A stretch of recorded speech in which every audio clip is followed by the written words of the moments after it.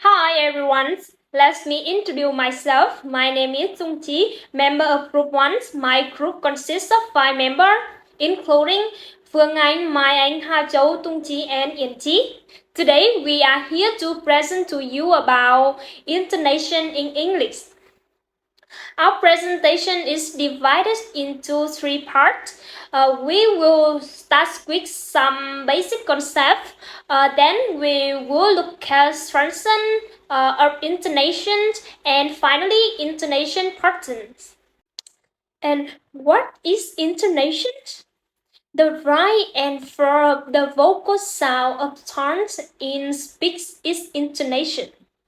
With the accurate use of intonation, speaking and listening words become more effective, to the point and powerful. Intonation does not require specific practice but learning to speak any language fluently or without in automatic accuracy. And why care about intonations? Without the proper use of intonation, people have often misunderstood in their day-to-day life, let alone when it comes to speaking in formal settings or delivering a public speech. Decoding the speak of someone who completely avoids the correct use of tones is often too hard to carry out smooth communication. And now I'm going to talk about some basic concepts. Number 1, intonation. The term intonation refers to the way the voice goes up and down in pitch when people are speaking. It is a fundamental part of the way we express our own thought and is enable us to understand those of others, as well as helping to determine meanings. Intonation gives us clue about the speaker's attitude and how he feels about what he is saying. Look at the sentence. Do you need some help? It's a simple question, but by changing the intonation, you can change the meaning completely. For example, it can be a simple question where you are really offering to help. Do you need some help? And it can show that you are annoyed with the person you are talking to. Do you need some help? Number 2, pitch. Pitch refers to the degree of highness or loudness of a tone. For example, I like it. I like it. Number 3, tone. Tone is a certain pattern of pitch movement. By means of tone, the speaker signals whether what he or she says is a proclamation, a decrement, a disagreement, a question, a hesitation, or an indicator of completion and continuation of turn talking in speech. Number 4, toneless syllable. Toneless syllable is the most stressed syllable where the tone falls. This syllable is more prominent than the others and will tend to be longer in duration and louder than the other stressed syllable in the utterance. In the following example, the toneless syllable is underlined. It's wonderful. Why are you so happy about it? They told me. Number 5, intonation phrase. Intonation phrase is a stretch of discount which contains a toneless syllable. An utterance can be spoken as one or several tones, used depending on the tempo of speech and the speaker's purpose of communication. The faster a person speaks, the longer and fewer the tone unit. The slower the speech, the shorter and more numerous the tone units. Hi everyone, my name is Ji, a member of Group 1. In the previous session, we learned about intonation. Now let's come to the function of intonation. So, how many intonation functions are there? There are 4 major functions: attitudinal function, accentual function, grammatical function, and discourse function. In my presentation, I will clarify 3 functions of intonation: attitudinal function, accentual function, and grammatical function. Firstly, I will talk about attitudinal function. Attitudinal function express the speaker's attitudes and emotion to the topic or respond to the listener's statement and add additional meaning to the semantic of the statement. This can be done by tone. The choice of word is context dependent. Now let's watch Mechanics video to understand better. Là hello, nếu mình muốn nghe vui hơn, thân thiện hơn thì mình nói là hello. Muốn nghe vui mà ngạc nhiên, hello với lại hello. Cái câu này là how are you. Nếu mình muốn dùng ngữ điệu nghe nó vui vẻ hơn, thân mật hơn là how are you. How are you? Người Mỹ đa số họ dùng cái ngữ điệu này. How are you? Vậy đó. Thỉnh thoảng người bản xứ nói rằng là how are you? How are you thì nghe nó hăng hái, vui vẻ. Còn how are you thì nghe nó vui mà có sự nhí nhảnh trong đó tí xíu. How are you? Với lại how are you? Các bạn có thấy mình nhấn âm khác không? Nếu trả lời câu đó là sao? I'm fine, thanks. Còn nếu mình dùng ngữ điệu I'm fine, thanks, cái câu trả lời đó nghe vui hơn. Còn nếu cái người nào trả lời cái câu I'm fine, thanks, tuy rằng hai cái câu này nó đâu có khác gì đâu, mà tại vì cái ngữ điệu làm cho cái câu thứ nhất nó nghe hăng hái, vui hơn. Cái câu thứ nhì nghe bình thường thôi. I'm fine, thanks. Next, I will talk about grammatical function. The listener is better able to recognize the grammar structure of what is being said by using the information contained in the intonation.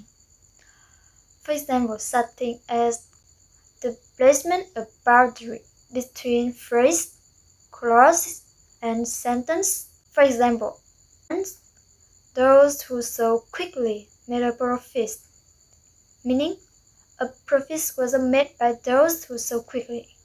2. Those who so quickly made a profit, meaning a profit was quickly made by those who stole. The next one is the difference between questions and statements. For example, they are going to have a picnic. That means statement with a falling tone. And next one is they are going to have a picnic. That means questions with a rising tone. Still, another grammatical function of intonation is related with the use of tongue questions. Difference in falling and rising intonation can cause difference in meaning. This video will show you. Question tags, the intonation falls, then rises, if the answer is uncertain. You aren't afraid of wolves, are you? If the answer is certain, the intonation falls. You aren't afraid of wolves, are you? Finally, I will clarify accentual function. Accentual function distinguishes between old and new information in utterance and direct the listener's attention to the salient points of message. For example, once she was wearing a red dress, not another color. 2. I want to know where he is traveling to, not from. As we have seen in the upper example, location of the stress will change the meaning. The same sentence can acquire different meaning based upon which syllable get the focus. This shows how a speaker can explore a sentence by shifting the focus. Next is following the presentation. She will talk about the final function of intonation, discourse function. And then next, I will discuss about discourse function. Discourse function signal the way sequences of utterance are contrast and cohere in the spoken discourse, and the discourse functions of intonation is subdivided into two main areas. 1. The regulation of conversation behavior, and it is quite important in conversational interaction of two or more speakers. Number 2, it is focus the listener attention, and this area is most important. In case of attention focusing, the tonic stress is placed on the word that is most important. For example, she went to Scotland and he went to drawing room. And about according to information content, the more predictable a word occurrence and in a given sentences, the lower its information content will be, and tonic stress tend to be placed on the word with higher information content. For example, I have to take a dog for the work, and I have to take a dog to the vet. Intonation can assist in focusing attention. It is a tone chosen. For example, since the last time we meet, when we had a home dinner, I've been on a date. We can see the first tone unique. It's just something. It's not something new to the listener, but the final tone unique expresses new information. So that following tone indicated the new information, while rising tone indicate given information. What does intonation mean? If we are talking about the definition of intonation in English, what we are talking about really is the pitch and the use of rhythm in speech. And the pitch and the rhythm start to add feeling and intention, because the meaning is really revealed in the language that we are using and the construction of our sentence. But the way we feel about what we are saying is indicated through the use of pitch and the use of rhythm. We are talking in a musical sense about how we are using our voice as a musical instrument. That's a good intonation definition. So, what is rising intonation? We tend to use these rising intonations patterns when we are asking a question. So, the pitch of your voice tends to go up. So, for example, when does the meeting start? Right at the start. Or, would you like a cup of tea? Raise up the tea. The question is a sort of a way of sending out an invitation for some kind of response from whoever you are speaking to. And we do sometimes use a following intonation, which I will talk more about in a moment, for some sort of question. But typically speaking, we tend to use this rising intonation for questions. And another instance in which we would use this upward or raising inflection is to be on list.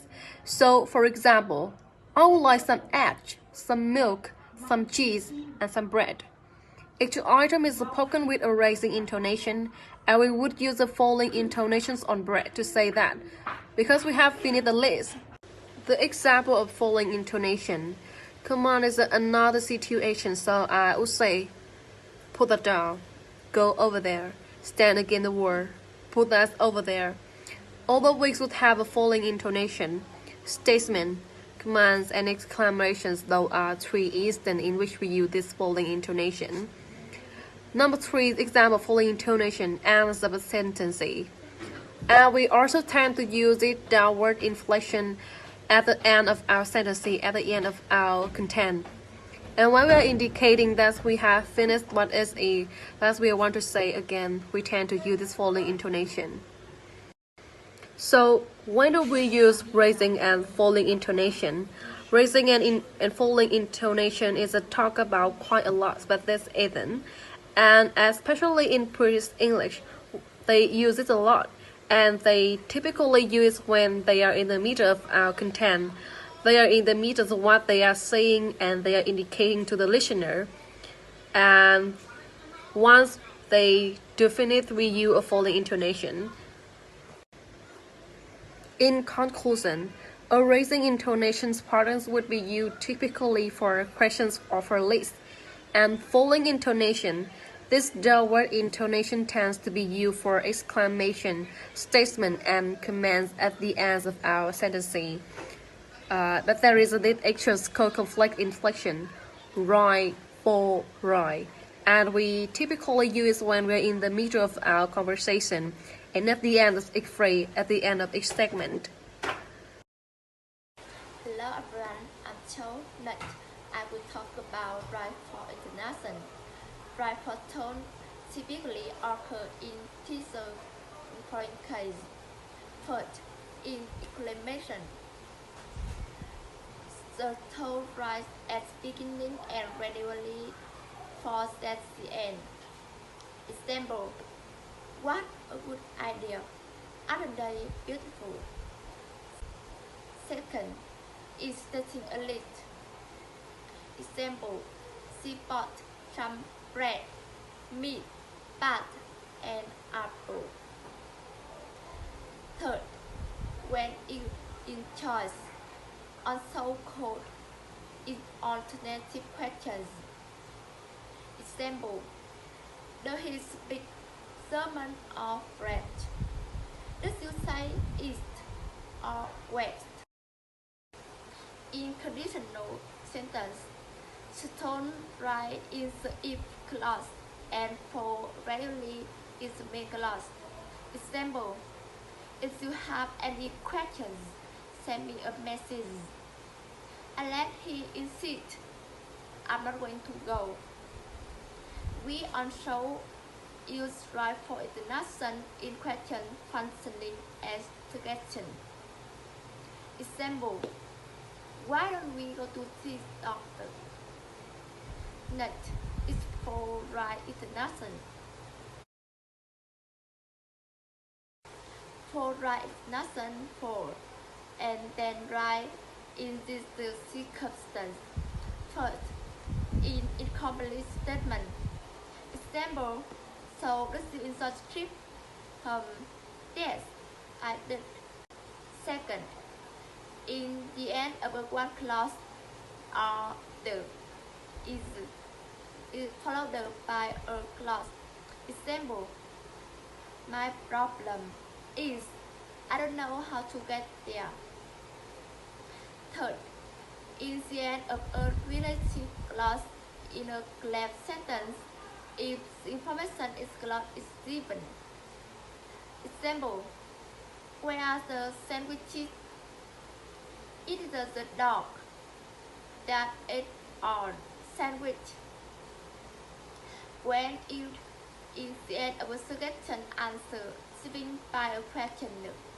Example: where are you going? Shopping mall.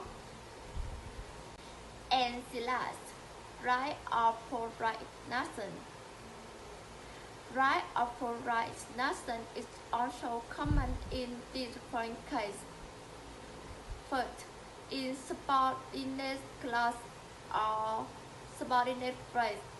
Example: while I was learning English, he intended to basic communication such as reading, leave-taking, expression of thanks, and other social formula.